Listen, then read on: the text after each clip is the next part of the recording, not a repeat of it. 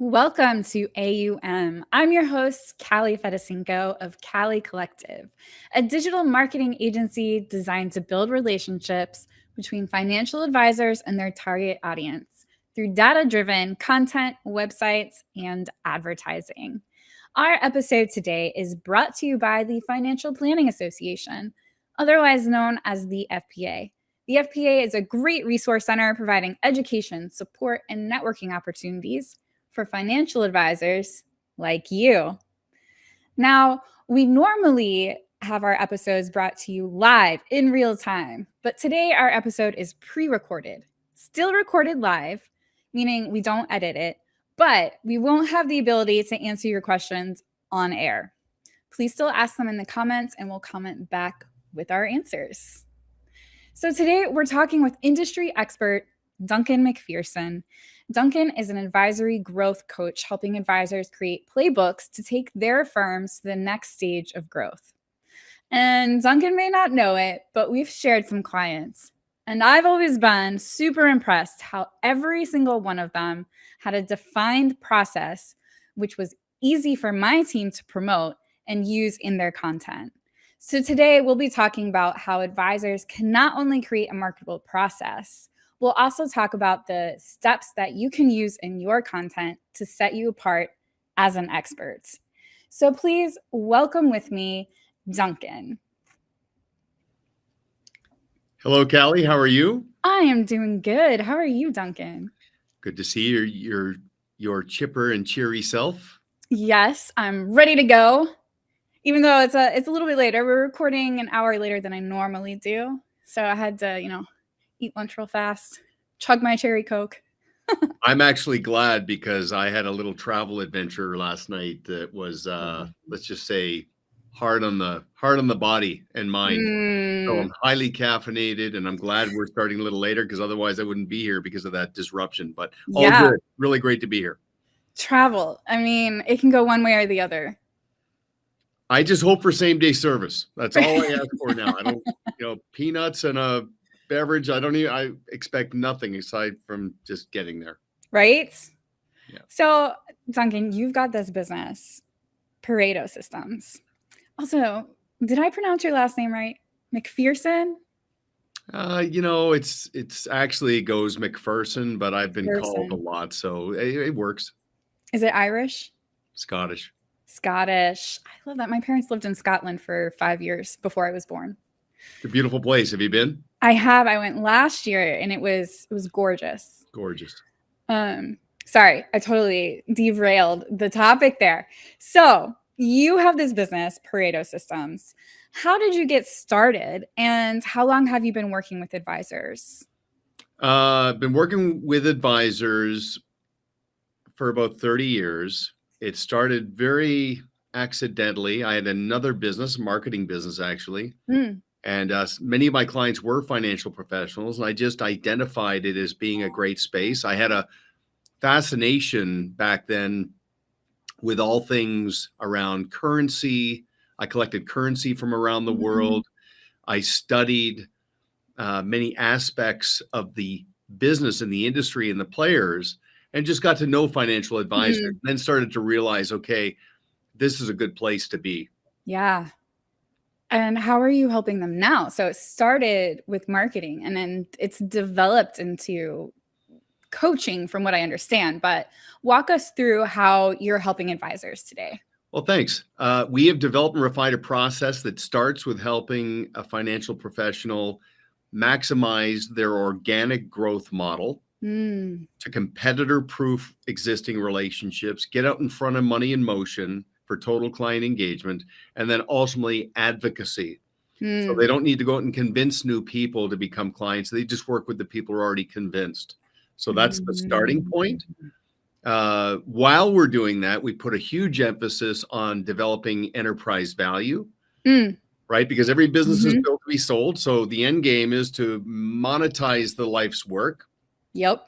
And there are some, and this is actually a growing number, about 50% of the clients we work with now actually have ambitions around scaling up to either go out and acquire a business or more, or to attract other advisors to adopt and draft in behind their process. So that's at the core of what we do. Yeah. And you just brought up process. So there's two different ones. There's the client process, like that you're selling to the client, but then there's also the process of running the business. Right. So which one were you just referring to with you help them set up the process? It's a good distinction. The advisor's way, that's their operating system, right? So that's how they conduct themselves. That's their decorum that creates consistency, creates scalability, ensures that the business serves their life, not the other way around. And that is actually now become client facing. What I mean by that is, for an advisor who hopes to attract business owners, professionals, and executives who all respect and understand standard operating procedure, these advisors are now an open kitchen with their way. They show it off to clients. You know, for example, if you're my client and you own your own business, I will actually show you my fit process so you can understand what it looks like if you were to ever introduce someone to me. Okay, because as an advocate, you need to know how introducing a friend will ultimately come back to reflect on you. So I just demystify that by showing you my way. The other one is ultimately the primary process around achieving professional contrast to stand out from the pack. Yes. And that one is the branding strategy. And we really like doing that. We've cracked that code. And I know you're big on this too. Yeah. I've seen our mutual clients who have those processes set in place. And it makes my job so much easier because it's like they already have something that differentiates them that I can work with. I'm not starting from ground zero. Yeah, they're in the red zone, right? Exactly. How important would you say that client process is to the success of an advisor? Well, I mean, I would say it's non-optional, but then again, I've seen other advisors achieve tremendous success without it. But I think because of the commoditization and the compression and the friction in the space, I think this is developing into something that's absolutely essential. Yeah. And I can get through, if you want, the progression of how someone gets there. But again, I just come back to professional contrast. It's how you're perceived and how you're described in the marketplace. And we want it to be as self-evident as possible. So we can break that down if you want. But yeah, I would say at this point, it's non-optional. And I think it goes back to what you were talking about in the beginning with scaling and bringing on new people. If it's a process in place is going to make your business worth more because the next person comes in, it exists there already for them to just step in and take over. No question about it. And it's interesting. I did a consultation not long ago with a team that did want to scale up and go and acquire a business and attract protege advisors. And so there's 5 people on this team, 5 good people, like great messengers, but disconnected messaging. I asked each of the 5, what do you do? Like, what business are you in? I got 5 answers, right? And a lot of it was data dumping, sort of jargon-filled, commoditized noise. Yep. And so good people, strong technical ability. But I said, we've got to start with you 5 and get that synthesized. And then we can start saying, okay, what does it look like to put this in the hands of somebody else so they're not left to their own devices to wing it? Right. And so far, so good. Right. Keeping the vision aligned. Yeah, let's talk about how you help them develop that process. What are the steps that you walk someone through? Yeah. Okay. So the first thing we do is we do basically a gap analysis, just standard diagnostic. You know, where are your gaps? That's ultimately tied into their aspirations in terms of what nirvana looks like for them in the next 5 to 10 years. And then we get into the weeds. And usually the low-hanging fruit is tied to their branding strategy. Now, not to get too esoteric, but the progression is simple. So I have this acronym actually in this book, and it's actually a Venn diagram with the letters K, E, and IP. Okay, so the K is knowledge. So we start with the fact that the advisory team has exceptional knowledge, right? So they're a knowledge for profit professional. They think for a living. They've got the credentials, the designations. They're rock solid. Okay, reputational equity. They're solid. We then say, okay, that box is checked. That's a minimum requirement. Then let's go to expertise. So this is mileage. Okay, there's certain things you need experiential equity. That's, it wasn't learned in a simulator, hypothetically. You've got bench strength. You've got, subject matter expertise. Right. So you go from the knowledge. You've been through the trenches. Yeah, exactly. Yeah. And the old saying, right? Calm seas never produce a skilled sailor. Like and also you're in tune with your array of services and your advisory. So it's not transactional, it's directional. Then you get to the next frontier, and this is where the breakthroughs happen. You go from knowledge to expertise to IP, intellectual property, where you start to show the world what it is a client can get exclusively from you. It's only from you. So that's where it becomes profound. And that comes back to the fact that you've got your way. So that's classic practice management around the rule of three, which basically I'm not familiar. So the rule of three says anything you and your team does cannot reside solely in your heads. If it doesn't, it's skill. It's got to be standardized. It's got to be organized. It's got to be professionalized. The rule of three says anything you do 3 or more times that has 3 or more steps has to be in your playbook. This is your way. How do you engage with a prospective client? How do you onboard a client? How do you service a client? How do you pay tribute to their critical life events? All of that, we've cracked that code. That's intellectual property. That gives scalability. That drives enterprise value. But then it continues. The IP is also how you articulate value.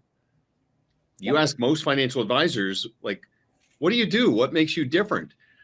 And they'll say, okay, we do things a little differently here. We take a holistic approach to planning. Right. Holistic, comprehensive. And I'm like, oh, okay, you're the one. Finally, I knew you're out there. You're the one that does that. And I'm like, you're swimming in a pool of sameness. You're using jargon that the marketplace doesn't understand. You're not marketing to yourself. I know, standard deviation, Monte Carlo simulation, asset allocation, all this stuff, but you're not marketing to yourself. So it's not this data dumping. It's the art of articulating your value is framed in brevity, specificity, and proprietary. Brevity. You don't talk about talking about things. It's not a data dump. You don't, we do this, we do this, we do this. No. You get to the point quickly. You stop, you leave them wanting more, you read the room. Right. Brevity. Specificity. You talk in meaningful specifics, not wandering generalities that are commoditized. And proprietary. You punctuate it. You can only get this from us. So I talked to an advisor the other day, and he said to me, well, advice and planning and service, we just like to help people. And I said, no. No. I said, you don't help people. You have a process that helps people. I want you to start imprinting the thing, not the intention. Okay, you can say to the world all you want. I'm a financial advisor and I help people achieve their financial goals. I would much rather you say, I'm part of a financial services team primarily for a select group of very successful business owners who aspire to a work optional lifestyle. So we've developed and refined a process that puts every piece of the financial puzzle together to provide liberation and order to our clients as they work through their lives. excuse me, you're taking the abstract, commoditized, transactional nature of the business and making it conceptual. It's a Mm-hmm. thing. Keep Mm-hmm. imprinting the process. So the Yes. thing, not the intention. We help people. No. Advice, part of your process. Service, Right. part of the process. Risk management solutions are part of the process. Tax efficiency, that's part of the process. Value-added services, engaging your CPA and your attorneys, that's all part of the process. Right. Okay, preparing your family, part of the process. Just keep hammering and imprinting the thing. Right. What about people who are like, I don't have a process? I'm just wing it. Or Great point. it's different for each client. I've heard that one too. Yeah. How Well, do you help them find a repeatable process? Because I think that's key, is it has to be repeatable so somebody else can do it. So your business is more than just you. yeah. So again, every business, it can't be the Kalli show or the Right. Duncan show, right? There have to be people in place that have adopted best practices and have a process. Now, let's clarify. Mm-hmm. Every advisor has a process. Mm-hmm. There's probably gaps in the process, and they probably don't refer to it as a process. But think about this. Yeah. An advisor manages three things. Mhm. They manage money, they manage a business, and they manage people. Mm. When it comes to managing money, they don't wing it. They have a process, but that's Right. becoming commoditized. That's not proprietary. So we have many advisors, Kalli, and you've probably seen this too, that are Mhm. effectively outsourcing a lot Mm. of the asset management. They're Yep. getting out of that because it's not proprietary. They're still very good at it. They still study it earnestly, but it's the practice management, the Yeah. client experience. So think about this. Every advisor has a process to meet with a prospective client. Mm-hmm. It's probably up here. Mm-hmm. There's probably gaps. So we say, get it out of here, identify the gaps, address the gaps. Now it's a thing. Right. Onboarding a client. You've got to, every advisor listening is onboarded clients. They have a way. Mm-hmm. But is it IP or is it just an intention? Mm. Okay. So, a fit process would have typically 12 steps. Mm. Sequential. The onboarding process would have to transition a client from their former environment to yours and to fast track them to advocacy. There'd probably be 15 steps, plus or minus. Right. Okay, let's get them all laid out. And we have a placeholder and a template, and we have a process to help somebody deploy a process. I'm shocked. Incredible. I just literally thought of that now. I'm like, wow, okay, we're eating our own cooking. That's cool. But yeah, so every advisor has a process. They probably just don't refer to it as one, and there's probably gaps in it, but it's easy to address. And most advisors could refine and optimize and deploy an improved process within 90 to 120 days. And then have that all culminate into their own playbook, their own procedures manual. Also, what you're seeing fits so nicely with what we call at Kalli Collective the client journey of what are the steps or the micro commitments that somebody has to take to become a client and then become an advocate. Because we want to make sure from the marketing perspective, we're hitting them at each step with a touch point, whether that's in an email or a social media post or message or whatever it might be that fits the advisor's process. So yeah, I can see how powerful it is to have it written down, because then everybody can follow those steps. Okay, well, first of all, micro commitment, like that is such a modern, cool phrase. Yeah. I'll be taking that. So, you can thank our other guest, Nicole Kramer.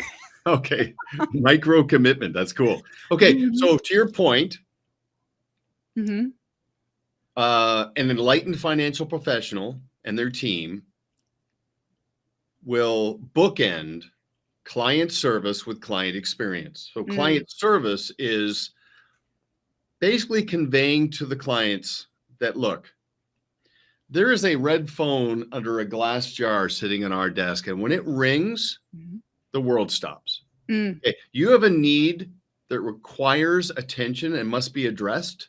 We're on it. That's reactive. Now you can get out in front of that. You can identify unmet needs. You can get out in front of developing needs, but that's client service. That makes you referable. That creates loyalty. Really important. When you book then that with client experience, that's not reactive. That's proactive. That's scheduled. So to your point, micro commitments, 12, the 12-4-2 chassis, 12 scheduled touches, one a month. That is just, it shows up. It's like clockwork. Okay. Like Q4, we tell our clients, send your clients a Thanksgiving card. That's a touch. Okay. Thanks for a great relationship. Have a great weekend with your family. It's a great idea. Simple, huge ROI. You got to keep doing it. You got to level up and then keep it up consistently. That is not promissory on performance of a product. This is what it means to be our client. This is our client experience. That's intellectual property. So you have culture and decorum, then you have client experience. When those two are in place, here's what happens. I feel compelled to share that with somebody. Yeah. An advocate does not refer a friend to a financial advisor because the advocate's trying to help the advisor grow their business. That's not why. That's not the incentive. You know the old chestnut, show me the incentive, I'll show you the outcome. You know what the incentive is? They had a great experience. And I feel like I'm doing my friend a disservice by not sharing it with them. Right. When I get to that point of conviction and clarity and buy-in, the fish jump in the boat. And here's the best part. You never have to ask for referrals. Just be referable. Give your clients something to brag about. And then just watch the phone ring. Because advocates, you know what they do? They don't say to a friend, hey, call Kalli. She's great. You know what advocates do? They call Kalli. They say, Kalli, do me a favor. Talk to my friend. Right. I've explained your process. He wants to talk to you. Okay, do me a favor. Talk to him. That's what advocates do. They take action. They don't just have this fleeting endorsement that goes to someone's head to die. They actually say to the friend, I got this. I know somebody. I'll make the introduction. Yeah. So let's talk about the delivery of the process, because something I've appreciated about clients that work with you is that not only do they have a process, but it's usually something catchy and memorable, which again makes my job easier. So how do you find that, that the catchiness? Yeah, it's a great point. And this is the art to the science. Yeah. This is creating a brand identity and a brand within a brand. So, virtually every financial advisory team you work with is branded their practice. So we say, let's create a brand within that brand. It's like the Intel Inside sticker on a computer. Yeah. Okay, so a computer powered by, right? So Dell computer, Intel Inside, two brands that give it credibility. So a typical financial professional has branded their practice. So let's just say it's Cornerstone Wealth. Okay. That's the practice, whatever it happens to be. Okay. Now we say, how many things could you do for a client over the lifetime of the relationship? And they're like, well, I don't know. It's everything. We do it all. And I go, no. Know your number. Do your inventory. Get it all. An average, typical, high caliber financial advisor could do as many as 85 things for a client over the lifetime of the relationship. Some do more, some do less, not the point. Know your number, do your inventory, take it from abstract to specific, 85 pieces of the puzzle you put together to give the client the whole picture. Okay. So that's the starting point. And we have a framework to position all that for a client. Now let's call it something. Yeah. Let's give it a name. So Cornerstone Wealth, let's call your process the stepping stone formula. So imagine on the bottom of the agenda that an advisor uses with a client, at the bottom right, it says powered by the stepping stone formula. Right. So somebody looks at that and goes, what is that? Well, that's our process. Our Okay. proprietary process. Yeah. So when I say, Kalli, when I say to Mhm. you, okay, so let's just say I'm an advisor, you're a prospective client, you say, hey, I'm wondering what makes you different. Mhm.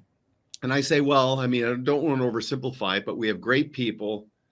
We have a great practice of standard operating procedures that our clients really appreciate in terms of its consistency. And we've developed and refined a process, and we call it the stepping stone formula. Mhm. How does that land? Like in your inside voice, when I stop talking and I say that, what's going on in your brain when I say that? This is a real professional. Yeah, Yeah. this is a professional. I've never heard this before. And what does it mean? Mhm. You're going to give me permission. You're probably going to say to me as a prospective client, well, how does that work? Right. Now I've got a captive audience. So Mhm. I'm going to say, well, I'm a goals-based professional, which means I know what my clients' needs are, but I also know what their aspirations are. Mhm. Directionally, where's this all going? So we call it a formula because within the word formula, it's preset, it's all Mhm. designed, but the word form is in the word Mhm. formula, and form Mhm. speaks to my clients' goals around their family, their occupation, their recreational aspirations, and of course, their money. Money is a Right. means to those ends. So that's why it's a formula. Stepping stone is just, it's a progression. It builds on itself. It's directionally taking somebody somewhere and designed to keep them on track because, as you know, it's not the wind, it's the set of the sail. I mean, the wind blows the same for everybody, and sometimes there's storms and sometimes Right. it's calm, but we just make sure we focus on what matters to our clients and what we can control. We make adjustments, and that's why we call it the stepping stone formula. Mhm.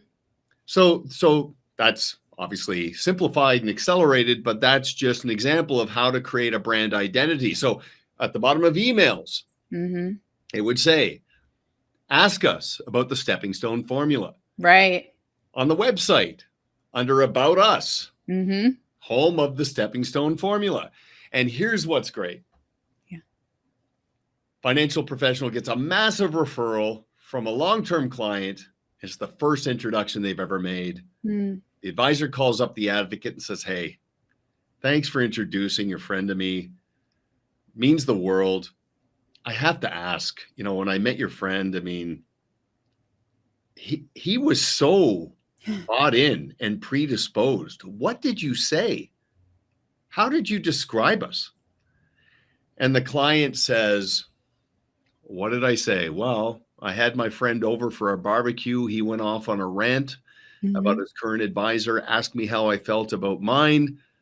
I told him I've had others. I've told him I've never felt better. I told him if anything ever happened to me, the second or third call my wife makes is to you. And then you Mm. know what? I just explained your process. Mm. So now they're mirroring your value, Yep. not in terms of what you do, but what the value does. Not Right. commentary on performance, but what it means to be your client. See, Right. that's where conviction and advocacy goes through the roof. Yeah. That so powerful. Um, Unfortunately, we're out of time, Duncan, but this was so great. And I really appreciated everything that you've shared with us because I couldn't agree more. For those watching, if you want to reach out to Duncan or learn more about Pareto, you can go to inquiries@paretosystems.com or check out his website, paretosystems.com. Thank you so much. Thank you.